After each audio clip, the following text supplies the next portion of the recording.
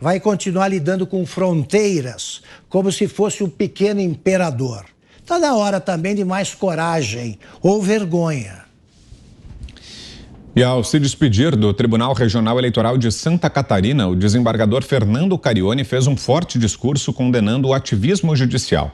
Carione pediu uma reflexão sobre a justiça eleitoral e sobre a responsabilidade do papel dos integrantes do judiciário e expôs sua preocupação com os rumos das relações institucionais da justiça eleitoral. O desembargador também questionou o processo centralizado da totalização das eleições. Carione destacou que juízes não têm como função criar políticas públicas, nem administrar áreas como a economia, saúde, educação e a segurança pública. Ele concluiu dizendo que o ativismo judicial não quer cumprir a lei, mas sim impor sua visão de mundo sobre temas como aborto, urnas eletrônicas, entre outros. Acompanhe. Precisamos repensar a justiça eleitoral.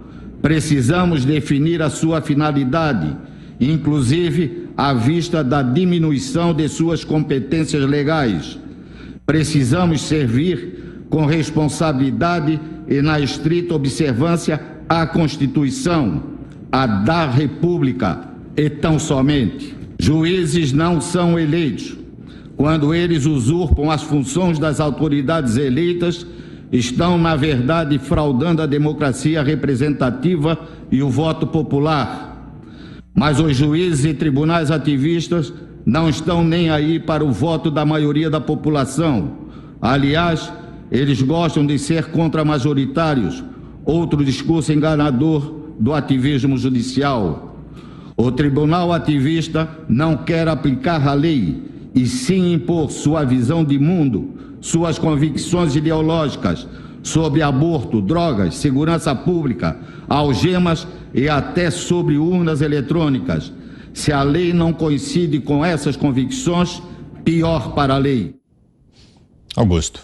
Bom, até que enfim, né? Aparece um jurista, um desembargador, disposto a dizer o que o Supremo tem de ouvir. Aqui a gente tem dito. Agora, eu espero que esse exemplo seja seguido. Ele disse alguma coisa errada? Ele disse coisas sensatas ou não? Quem é o insensato na história?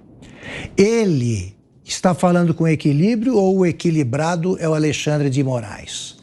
O que ele diz é coerente ou é coerente o que diz o ministro Barroso?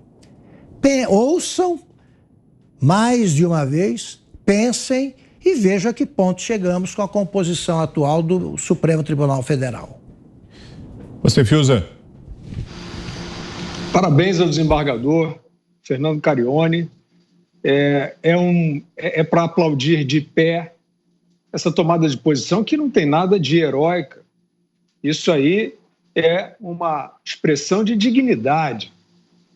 Isso aí, esse desembargador está honrando o seu mandato, a sua investidura de servidor público e dizendo o que, como disse o Augusto, todo judiciário hoje tem que dizer, e não é declarar guerra a ninguém, não é perseguir ninguém, não é entrar na falação. É dizer o seguinte: a Corte Máxima, usada como partido político de oposição sistemática, e aí eu só vou discordar num pequeno aspecto do doutor Carione, da exposição dele, visão de mundo, ideologia, eu não iria tão longe. Eles seguem uma cartilha. O ex-presidente o presidente do STF, Luiz Fux, chegou a dizer: estamos aqui em consonância ou algo assim com a chamada Agenda 2030. A Agenda 2030 não é nada. A Agenda 2030 é uma feira de oportunidades, de falsas virtudes. É justamente essa cantilena aí que a gente está assistindo. Cartilinha. Você pode olhar todos os 11 do STF, as posições dele não têm coerência. Eles vão ali ao sabor dos ventos. Veja o ministro Gilmar Mendes, por exemplo. Ele já foi o anti-PT, o anti-Lula no STF, depois fez o voto, né, deu aquela guinada de 180 graus para retirar a prisão após condenação em segunda instância. Então, é um discurso austero, é um discurso de alta sobriedade e responsabilidade do desembargador doutor Fernando Carione. Isso aí nós estamos falando, nós aqui não somos corregedoria, nós somos só observadores e estamos perplexos com o silêncio do Poder Judiciário diante de manobras de casuísmo, que reabilitaram eleitoralmente um homem condenado em 3 instâncias nesse mesmo Poder Judiciário. O Poder Judiciário não pode transigir com isso. O Poder Judiciário tem que, pelo menos, trazer isto que o doutor Carione não está fazendo, ali um libelo contra a decisão A, B ou C do Supremo.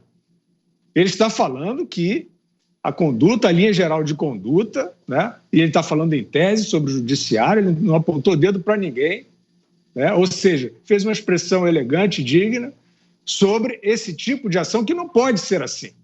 Senão o STF vai ficar realmente convicto de que basta você colocar uma historinha da Turma da Mônica para chancelar os atos de vontade que eles querem transformar em lei.